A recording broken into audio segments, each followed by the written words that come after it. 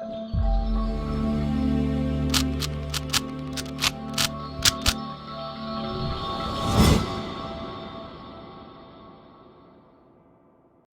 guys, welcome to Viva Classes. I hope you like my videos. If you like my videos, please like, share and subscribe our channel.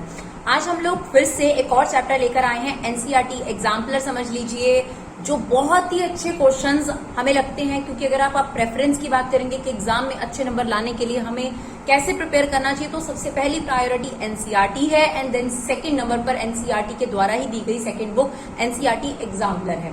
तो NCERT exemplar आपके entrance के लिए भी importance रहेगी, क्योंकि वहां पर भी बहुत क्लियर कट ये बोला गया कि आप एनसीईआरटी फोकस्ड रहिए। तो आपको बहुत ज्यादा एक्स्ट्रा जाने की जरूरत नहीं है। अपनी एनसीईआरटी और एनसीईआरटी एग्जाम्पलर, ये दो चीजें तो आपको बहुत अच्छे तरीके से कर लेनी चाहिए।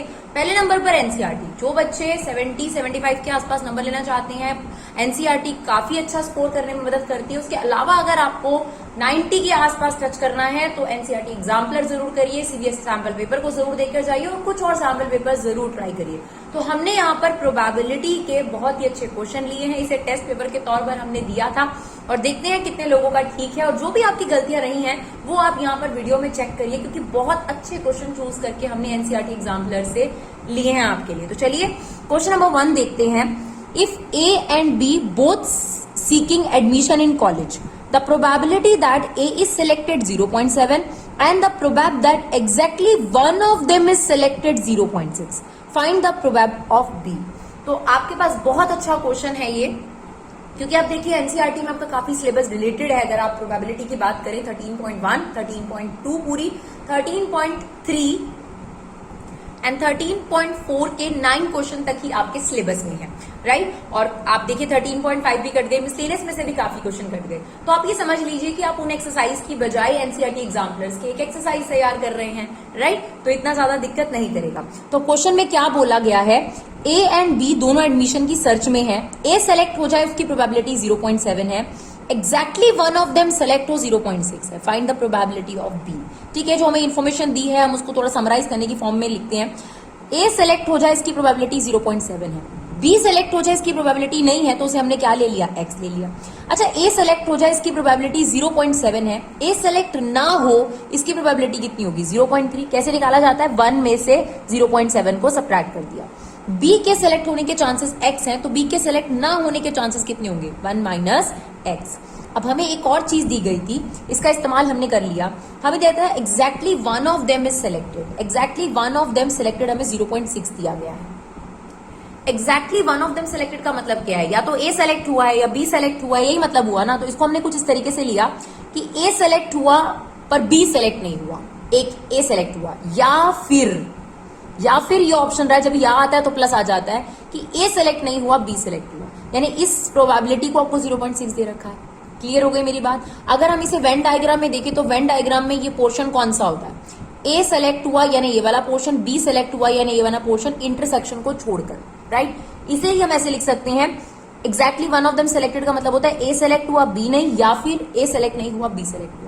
अब ए सेलेक्ट हुआ इसकी प्रोबेबिलिटी कितनी है, 0.7, और बी सेलेक्ट नहीं हुआ इसके चांसेस है 1 माइनस एक्स। तो 0.7 को 1 माइनस एक्स से मल्टीप्लाई कर देंगे, प्लस ए सेलेक्ट नहीं हुआ 0.3 और बी सेलेक्ट हुआ x। इसका मतलब ऐसे क्रॉस मल्टीप्लाई हो रहा है आपके पास 0.7 1 माइनस एक्स, 0.3 इंटू एक्स। बस अब आपने इसको मल्टीप्लाई करना है, तो ये हो जाएगा 0.7, ये हो जाएगा 0.7x, दैट इज 0.3x। तो 0.7 में से ये 0.6 हमने माइनस कर दिया, और 0.7x और 0.3x क्या बना, 0.4, वो बात चला गया आपके पास राइट साइड पर।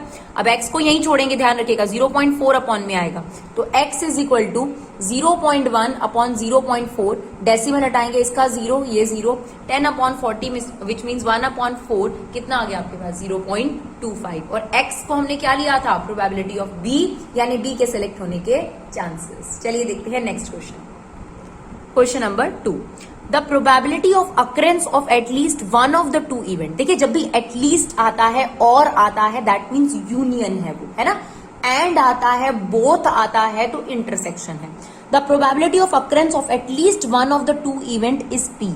तो इसका मतलब आपको probability of A union B P दे दिया, right. If the probability that exactly one of A and B occur, same ऊपर वाला क्वेश्चन, एग्जैक्टली वन, ठीक है, इसको हमने अलग तरीके से लिया, यहाँ पर भी आपको एक और तरीका सिखाएंगे। आपको प्रूफ करने को कहता है probability of A not plus probability of B not 2 minus 2p plus q proof करिए। ठीक है, सबसे पहले आपको हमने बताया लिस्ट का मतलब क्या होता है, यूनियन। तो आपको p दे रखा है a यूनियन b, हमने ये वेन डायग्राम बनाया है। यूनियन आपके पास ये पूरा पोर्शन होता है, तो probability of a union b आपको p दे रखा है। ठीक है, और फिर दे रखा है एग्जैक्टली वन ऑफ देम। अब एग्जैक्टली वन ऑफ देम निकालने का एक तरीका ये भी हो सकता है कि ए सेलेक्ट है बी नहीं है, जो इससे पहले हमने बताया। एक और फॉर्मूला आपको समझाते हैं, और जितना ज्यादा सीखेंगे उतना ज्यादा आपके पास ट्रिक्स इकट्ठी होंगी। तो एग्जैक्टली वन ऑफ देम का एक और तरीके से निकाल सकते हो। एग्जैक्टली वन ऑफ देम ये पोर्शन होता है, ओनली ए ओनली बी। तो आप ये भी तो कह सकते हो ना कि जो ये वाला पोर्शन है वो यूनियन माइनस इंटरसेक्शन है। येस और नो, बिल्कुल बोल सकते हैं। तो वही हमने लगाया यहाँ पर, हमने लिखा एग्जैक्टली वन ऑफ देम अगर क्यू दे रखा है तो हमको probability of A union B minus A intersection B Q दे रखा है। क्लियर। अब ए यूनियन आपको बी दे रखा था पी, तो ये हमने पी रख दिया। ये क्यू यहाँ आकर माइनस आ गया, आपके पास क्या निकल कर आ गया, इंटरसेक्शन निकल कर आ गया। राइट, इतनी कहानी क्लियर है हमें। अब हमने यूनियन का अपना फॉर्मूला लगाया जो कि होता है probability of A plus probability of B minus intersection. अब यूनियन हमें पी दे रखा था, अब क्योंकि हमें प्रूफ में ए नॉट और बी नॉट चाहिए तो ठीक है, हमने प्रोबेबिलिटी ऑफ ए को लिख दिया 1 minus probability of A not. लिख सकते हैं, बिल्कुल लिख सकते हैं, because probability of A plus probability of A not किसके इक्वल होता है, 1 के इक्वल होता है। तो प्रोबेबिलिटी ऑफ ए क्या होगा, 1 minus probability of A not, same 1 minus probability of B not, और इंटरसेक्शन हमने पहले ही निकाला हुआ था और ब्रैकेट लगाना नहीं भूलेंगे, p माइनस क्यू। राइट, अब प्रोबेबिलिटी ऑफ ए नॉट को लेफ्ट साइड पे ले आए, इसको भी लेफ्ट साइड पे ले आए, 1 प्लस 1 2 हो गया, ये माइनस p प्लस q, और ये वाला p भी यहां आ गया, तो ये आ जाएगा आपके पास 2 minus 2p plus q। Is it okay? चलिए थर्ड क्वेश्चन देखते हैं।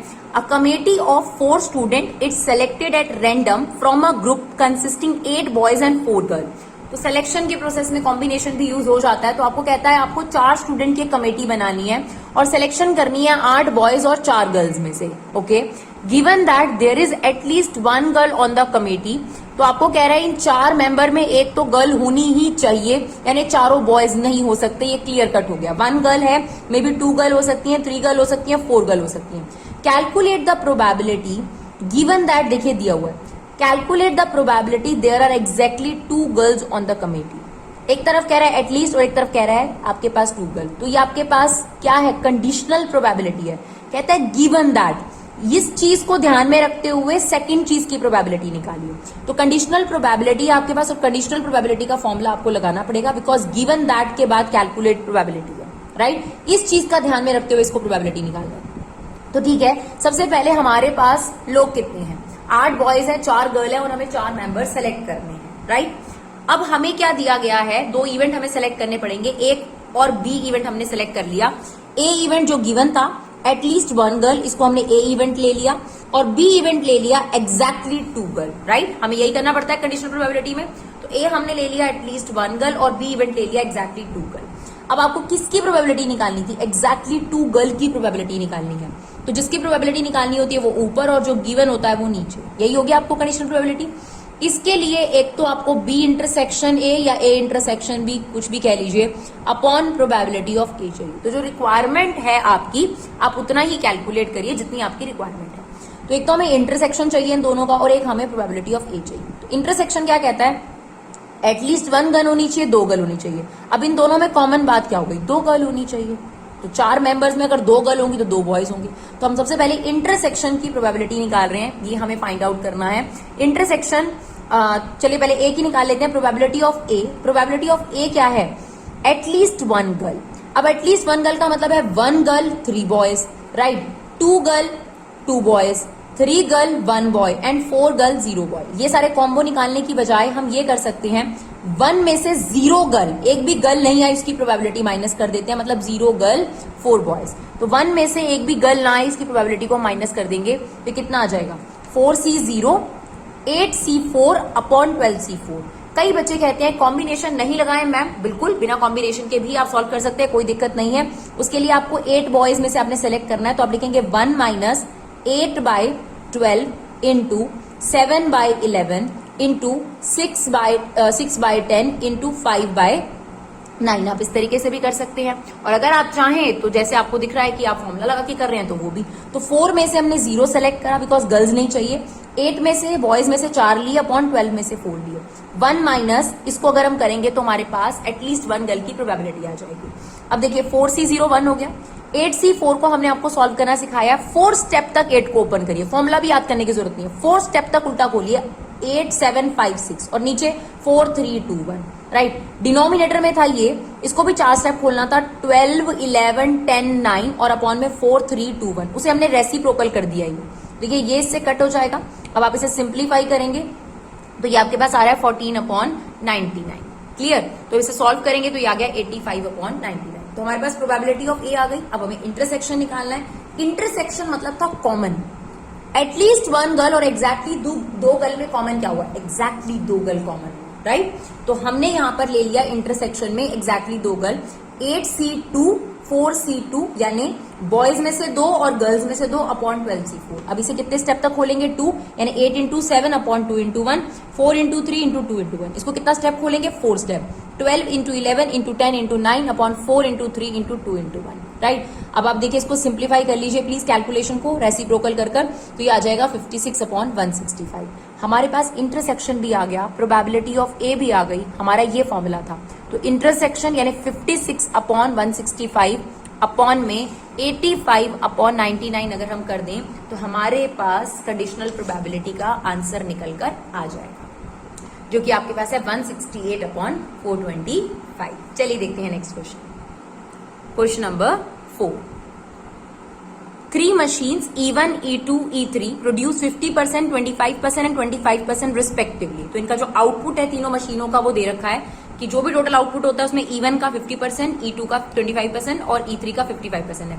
It is known that 4% of the tube E1 and E2 are defective. तो कॉमन बात क्या हो गई, डिफेक्टिव है भाई, जो भी इनका आउटपुट होता है तो E1 और E2 दोनों का ही 4% डिफेक्टिव है एंड 5% ऑफ E3, तो E3 का 5% डिफेक्टिव है।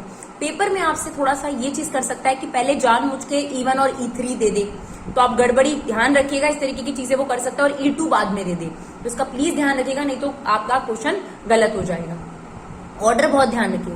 If one tube is picked up at random calculate the probability that it is defective. देखिए कंडीशनल प्रोबेबिलिटी तो है क्योंकि पहले आउटपुट निकलेगा। कंडीशनल प्रोबेबिलिटी में भी बेस थ्योरम वाला क्वेश्चन नजर आ रहा है, लेकिन बेस थ्योरम में भी जरूरी होता है कि कभी कभी टोटल प्रोबेबिलिटी वाला क्वेश्चन भी हो जाता है आपके पास, तो हम आपको बताएंगे कैसे पहचानते हैं total probability. But first of all आप बताइए कि ऐसा इवेंट कौन सा है जो पहले हुआ होगा। ऑब्वियसली प्रोडक्शन पहले हुई होगी ट्यूब की, फिर उस ट्यूब को देखा गया होगा और बाद में वो डिफेक्टिव मिली होगी। तो डिफेक्टिव होना डिपेंड करता है आउटपुट पर।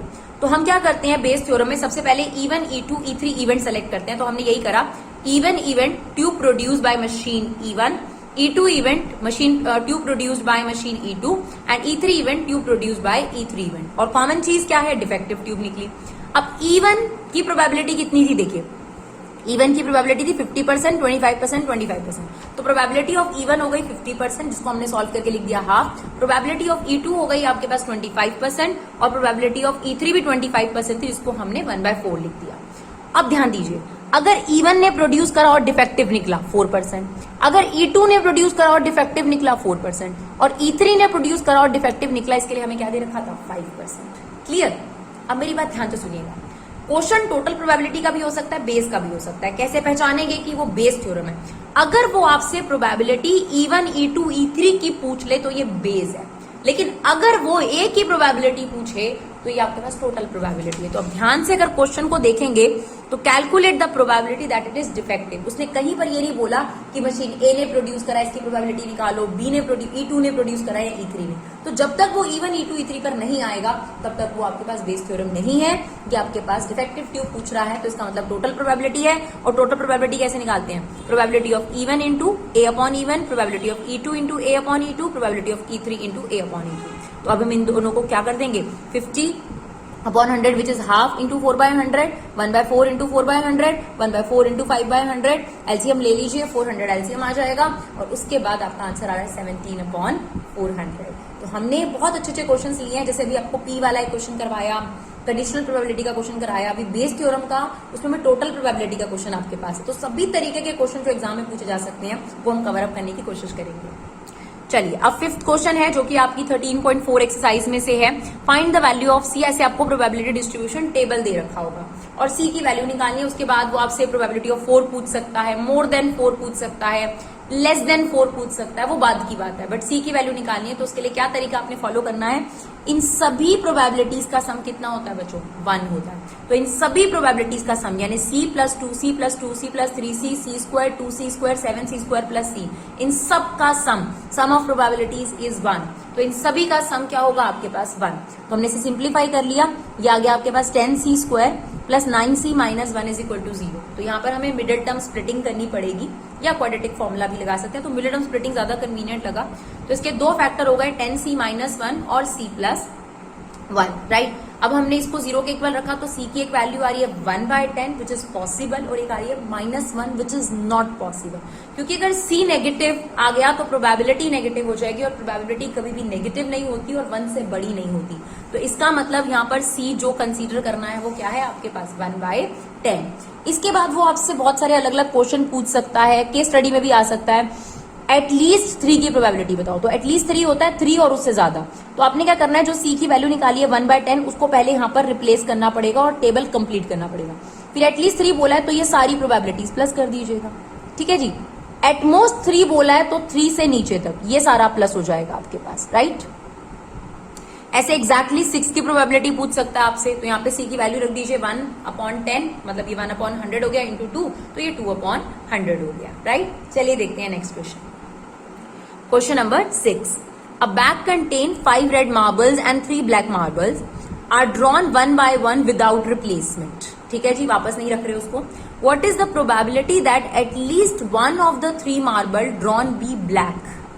कम से कम 3 मार्बल्स में से एक ब्लैक हो। एक ब्लैक हो, 2 ब्लैक भी हो सकती है, 3 ब्लैक भी हो सकती है, बट उसने आगे कंडीशन मेंशन कर दी, if the first marble is red.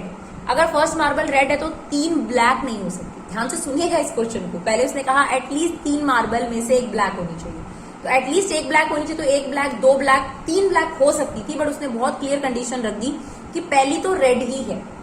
अब आपने 3 मार्बल निकाले, क्या क्या ऑप्शन हो सकते हैं, तो वो हमने ट्री डायग्राम के थ्रू बनाने की कोशिश करी है, क्योंकि यहाँ पर 3 ही है, ज्यादा दिक्कत नहीं है। तो अगर पहली रेड निकलती है तो दूसरी रेड या ब्लैक में से कोई भी निकल सकती है, ठीक है जी। अब पहली रेड, दूसरी रेड, तीसरी आपके पास ब्लैक निकलनी जरूरी है, क्योंकि एटलीस्ट आपको एक ब्लैक बोली है। तो यहाँ पर तीसरी रेड निकल सकती है बट तीसरी ब्लैक निकल सकती है बट तीसरी रेड नहीं निकल सकती, क्योंकि उसने बहुत क्लियर बोला था कि आप जो 3 मार्बल निकालोगे उसमें से कम एटलीस्ट 1 तो ब्लैक होना चाहिए। तो ये वाला ऑप्शन नहीं हो सकता था, आर, इसलिए इसको हमने कट कर दिया, राइट। फिर अगर पहली बॉल रेड है मार्बल, दूसरा ब्लैक है, तो तीसरा रेड हो सकता है या तीसरा ब्लैक हो सकता है। तो आपके पास क्या कॉम्बिनेशंस बनकर आ गए, दोबारा समझिए। पहली रेड है तो दूसरा रेड और ब्लैक हो सकता है। पहला रेड है, तीसरा वाला ब्लैक हो सकता है, रेड हो सकता था बट रेड अलाउड नहीं है, क्योंकि एक ब्लैक कम से कम आनी चाहिए। अगर दूसरा ब्लैक है तो रेड या ब्लैक आ सकता है, ये ऑप्शन क्लियर है। तो आपके पास ऑप्शन हो गए, या तो पहला रेड, दूसरा रेड, तीसरा ब्लैक आया है, या फिर पहला रेड, दूसरा ब्लैक, तीसरा रेड आया है, या पहला रेड, दूसरा ब्लैक, तीसरा भी ब्लैक आया है। तो या तो ये ऑप्शन होगी या ये ऑप्शन या ये ऑप्शन, बीच में प्लस लग जाएगा। तो probability of at least 1 red, at least 1 black का आपके पास ये 3 ऑप्शंस क्रिएट हो गए। अब रेड निकलने के चांसेस क्या हैं, तो 5 रेड है, 3 ब्लैक है और विदाउट रिप्लेसमेंट है, तो रेड निकलने के चांसेस हो जाएंगे 5/8। और फिर रेड निकलने के चांसेस क्या हो जाएंगे 4/7 और ब्लैक निकलने के चांसेस 3/6। क्लियर। रेड निकलने के चांसेस 5/8, फिर ब्लैक निकलने के चांसेस 3/7। डिनोमिनेटर रिड्यूस होता जाएगा, बाकी ब्लैक और रेड पे डिपेंड करता है। और रेड, अब एक और बार रेड निकालनी है, तो एक रेड निकल चुकी थी तो 4/6, ठीक है जी। रेड निकलने के चांसेस 5/8, ब्लैक निकलने के चांसेस 3/7, फिर से ब्लैक निकलने के चांसेस 2/6। तीनों का डिनोमिनेटर सेम है 336, बस न्यूमरेटर को ऐड करिए 60 60 60, तो ये आ गया 150/336। आप इसे सिंप्लीफाई करेंगे तो आंसर आ जाएगा 25/56। चलिए क्वेश्चन नंबर 7, ये बहुत बार प्रीवियस ईयर पेपर्स में भी हमने जो 10 कदम सीरीज हमने स्टार्ट करी हुई है, प्रीवियस ईयर पेपर्स के जो हमने क्वेश्चन डाले हैं उसमें भी है, एनसीईआरटी एग्जाम्पलर में भी है, तो हमें इंपॉर्टेंट भी लगा, इसलिए हमने इसे फिर से पिक किया है। अ bag contain 2n+1 coins if it is known that n of these coins have a head on both side, यानी अनफेयर कॉइन है, दोनों साइड ही हेड है। इतने कॉइन है टोटल उस बैग में, उसमें से n कॉइन्स ऐसे हैं जो 2 हेडेड कॉइन्स है। Whereas the rest of the coin are fair. Fair का मतलब एक तरफ टेल और एक तरफ हेड है, मतलब जैसा कॉइन होता है। अ coin is picked up at random, यानी आपने पहले कॉइन निकाला बैग में से और उसको टॉस करा। If the probability that toss result head is 31/42, then determine the value of N. ये क्वेश्चन बेस थ्योरम का है। ये हमको कैसे पता चला? क्योंकि सबसे पहले आपने बैग में से कॉइन सेलेक्ट करा, कॉइन टॉस होने पर एक कॉमन बात हुई, चाहे फेयर कॉइन था चाहे हेडेड कॉइन था, उसमें हेड निकला, राइट। तो सबसे पहले देखिए टोटल नंबर ऑफ कॉइन्स कितने हैं हमारे पास। टोटल नंबर ऑफ कॉइन्स हैं 2n+1, जिसमें से 2 हेडेड कॉइन थे n। तो फेयर कॉइन कितने निकल कर आ जाएंगे? 2n+1 माइनस n करेंगे तो n+1 आपके पास फेयर कॉइन है। अब इवन इवेंट हमने ले लिया, 2 हेडेड कॉइन सेलेक्ट किया, और E2 इवेंट है फेयर कॉइन सेलेक्ट करा। और कॉमन बात क्या थी? हेड अकर है। इस बार आपको प्रोबेबिलिटी दे रखी थी बेस थ्योरम की, राइट। अब आपको क्या कहता है? प्रोबेबिलिटी ऑफ इवन कितना होगा? n/2n+1। और प्रोबेबिलिटी ऑफ E2 कितना होगा? n+1/2n+1। यही होगा, क्योंकि आपके पास 2 हेडेड कॉइन के चांसेस हैं n अपॉन में दिस, और इसके हैं n+1/2n+1। अब हेड आना, अगर हमने फर्स्ट कॉइन चूज करा है जो कि 2 हेडेड कॉइन है और उसमें हेड आए, देखिए अगर आपने 2 हेडेड कॉइन चूज करा और हेड आए तो 100% चांसेस है ना, क्योंकि उसके दोनों तरफ ही हेड है, तो 100% को हमने लिख दिया 1। और अगर आपने सेकंड वाला कॉइन चूज करा which is a fair coin और हेड आए तो 50% चांसेस है 1/2। अब बेस में टोटल प्रोबेबिलिटी लग रही है या बेस लग रहा है, इसको समझना बहुत जरूरी है। तो मैंने आपको बहुत क्लियर कट अंदाजा दिया इसका कि अगर इवन और E2 की प्रोबेबिलिटी बोले तो बेस है, और अगर इसकी बोले ए की तो ये आपके पास टोटल प्रोबेबिलिटी। तो इसने क्या बोला था? If the probability result head, है ना, ए की, तो इसका मतलब टोटल प्रोबेबिलिटी का आंसर आपको 31/42 दे रखा था। तो बस टोटल प्रोबेबिलिटी लगा दीजिए। टोटल प्रोबेबिलिटी क्या होती है? Probability of even into probability of A/E1 plus E2 upon probability of A/E2। इसका आंसर आपको कितना दे रखा था? 31/42 आपको आंसर दे रखा था। बाकी आपके पास वैल्यूज हैं, इसको इससे मल्टीप्लाई करेंगे n/2n+1, इसको इससे मल्टीप्लाई करेंगे n+1/2n+1। यहाँ पर हमने एलसीएम ले लिया, एलसीएम लेने पर ये 2n+1, ये 2 इससे मल्टीप्लाई हो जाएगा 2n, और ये n+1 एज इट इज। उसके बाद हमने क्रॉस मल्टीप्लाई करा और हमारे पास n की वैल्यू आ गई 10। इसका मतलब 2 हेडेड कॉइन जो है वो 10 है और जो फेयर कॉइन है वो 11 है, राइट। चलिए देखते हैं नेक्स्ट क्वेश्चन। चलिए बहुत अच्छा क्वेश्चन है ये, क्वेश्चन नंबर 8, बहुत बढ़िया क्वेश्चन है। A letter is known to have come either from Tatanagar or from Calcutta. एक लेटर चाहिए आपको, या तो इसमें से आएगा या इसमें से आएगा। On the envelope just consecutive letters, 2 consecutive letters होने चाहिए, TA आर विजिबल। देखिए कॉमन बात दे दी ना, बेस थ्योरम है। पहले आपने लेटर चूज करना है इसमें से, और फिर कॉमन यही है कि उसको TA ही विजिबल होना चाहिए। What is the probability that letter come from Tatanagar? तो सबसे पहले हम लेंगे कि या तो लेटर टाटानगर में से आया या कैलकाटा में से आया। कॉमन ये है कि TA ही आया है, तो इवन इवेंट क्या ले लिया हमने? लेटर कम फ्रॉम टाटानगर, और E2 event letter come from Calcutta. Common हमने क्या ले लिया? TA is visible. तो प्रोबेबिलिटी ऑफ इवन और E2 कितनी है? 2 वर्ड्स है ना, ये या ये, या तो आप इसमें से लेंगे या इसमें से लेंगे, तो दोनों के 50-50% चांसेस हैं। तो प्रोबेबिलिटी ऑफ इवन कितनी हो गई? हाफ। प्रोबेबिलिटी ऑफ E2 कितनी हो गई? हाफ। अब ध्यान से दीजिएगा, अब ये क्वेश्चन बहुत बढ़िया। अब TA ही आए, इसके चांसेस क्या है? तो इसके लिए पहले आपको टाटानगर में जितने भी कंसेक्यूटिव अल्फाबेट्स हैं उनको जंबल करके देखना है कि कितनी ऑप्शंस क्रिएट हो सकते हैं। तो देखिए हमने यहाँ पर क्रिएट करे हैं probability of even, sorry A/E1, यानी अगर हम टाटानगर में से TA लें तो इसके चांसेस क्या होंगे। पहले आपको टाटानगर में जितने भी अल्फाबेट्स हैं उनके ऑप्शंस बनाने हैं 2 लेटर को लेकर। TA हो सकता है, AT हो सकता है, एक और TA हो सकता है क्योंकि 2 हैं, AN हो सकता है, NA हो सकता है, AG हो सकता है, GA हो सकता है, AR हो सकता है। मतलब 2 लेटर्स के ये कॉम्बिनेशन हो सकता है कंसेक्यूटिव लेटर्स के, क्योंकि इसमें क्या क्या लेटर्स हैं? PANGR, यही लेटर्स हैं आपके पास। तो T के साथ A हो सकता है या A और T हो सकता है। वैसे TA हमें दोबारा एक और बार दे रखा था, इसलिए हमने TA एक और बार ले लिया। AN हो सकता है या NA हो सकता था, ठीक है। AG हो सकता था या GA हो सकता था आपके पास, ठीक है। तो आपके पास इसमें TA वाले कितने लेटर्स हैं? 2, और टोटल कितने हैं आपके पास? 8। तो इसका मतलब इसकी सक्सेस कितनी हो गई? 2/8। सिमिलरली कैलकाटा में आपके पास CAL और UTT और A है। तो क्या क्या कंसेक्यूटिव लेटर्स हो सकते हैं आपके पास? तो आपके पास यहाँ पर क्या क्या ऑप्शंस हो गए? CA या AL हो सकता है, या LC हो सकता है, या CU हो सकता है, या UT हो सकता है, या TT हो सकता है, या TA हो सकता है आपके पास। तो इसमें TA के चांसेस कितने हैं? 1/7। तो यहां पर आ गया आपके पास 1/7। अब हमें किसकी प्रोबेबिलिटी निकालनी थी? देखिए, वर्ड कम फ्रॉम टाटा नगर, यानी आपसे E1 की प्रोबेबिलिटी पूछ ली गई। जब E1 और E2 की प्रोबेबिलिटी आपसे पूछता है तो ये बेस थ्योरम होती है। तो यहाँ पर लग गया प्रोबेबिलिटी ऑफ E1 अपॉन ए। कैसे निकलता है? Probability of E1 into probability of A upon E1, और नीचे तो है total this into this plus this into this. अब आप इनकी वैल्यूज रख दीजिए। हाफ इंटू 2/8 न्यूमरेटर में आ गया, डिनोमिनेटर में सेम 2/16 और ये 1/14। ऊपर आ रहा है आपके पास कट करके 1/8, इसे सिंप्लीफाई करेंगे 11/56, रेसिप्रोकल कर दीजिए, आपका आंसर आ जाएगा 7/11। चलिए देखते हैं क्वेश्चन नंबर 9। क्वेश्चन नंबर 9 में कहता है A and B throw a pair of dice alternatively, यानी पहले ए थ्रो करता है फिर बी थ्रो करता है, एक दूसरे के चांस मिलते हैं। A wins the game if he gets a total of 6, मतलब पेयर ऑफ डाई थ्रो कर रहे हैं, तो अगर कहीं पर भी ऐसा पेयर आ जाए जिसमें उनका पेयर 6 बन रहा है तो ए जीत जाता है। And B wins if she gets a total of 7। Okay, if A starts the game then find the probability win the game by A in third throw of pair. तो तीसरे थ्रो में ए जीत गया। तो सबसे पहले तो देखिए आपके पास सैंपल स्पेस क्रिएट होना चाहिए, क्योंकि 2 डाइस का सैंपल स्पेस क्रिएट होगा तभी आपके लिए आसानी रहेगी सम 6 और सम 7 ढूंढने का। तो यहाँ पर मैंने 36 आउटकम्स का सैंपल स्पेस बना दिया, क्योंकि मुझे बहुत कन्वीनियंट लगता है, थोड़ा सा काम लगता है लेकिन इजी हो जाता है समझाने में और समझने में भी। तो ये आ गया आपके पास। अब आपके पास प्रोबेबिलिटी ऑफ ए कब जीतता है? जब सम 6 आता है। तो इसमें से सम 6 कब कब आएगा आपके पास? देखिए 1,5, 2,4, 3,3, 4,2 और 5,1, यानी कितने चांसेस है? 1 2 3 4 5, 5/36 ये ए के चांसेस हो गए जीतने के, ठीक है ना। इसी तरीके से बी के चांसेस क्या होते हैं? जब सम आता है 7, तो 7 कब आ सकता है? देखिए 1,6, 2,5, 3,4, 4,3, 5,2, 6,7, तो ये आउटकम्स हो गए 6/36। ए के जीतने के चांसेस 5/36, ए के ना जीतने के चांसेस कितने हो जाएंगे? ऑब्वियसली 31/36।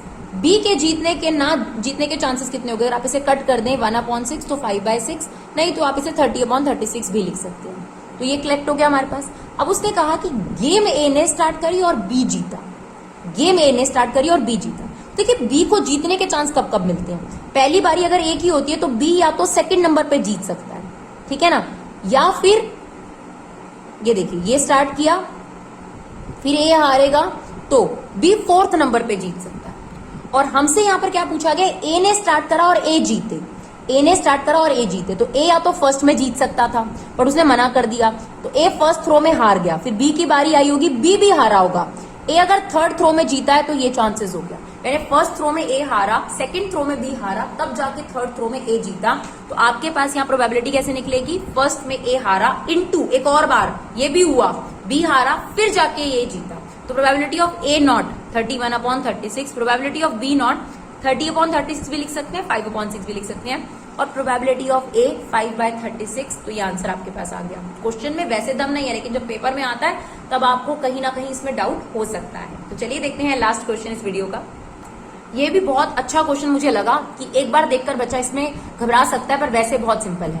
2 डाइज आर टॉस्ड, फिर से 2 डाइज टॉस्ट हो गई तो सैंपल स्पेस तो मैं बना ही लूंगी।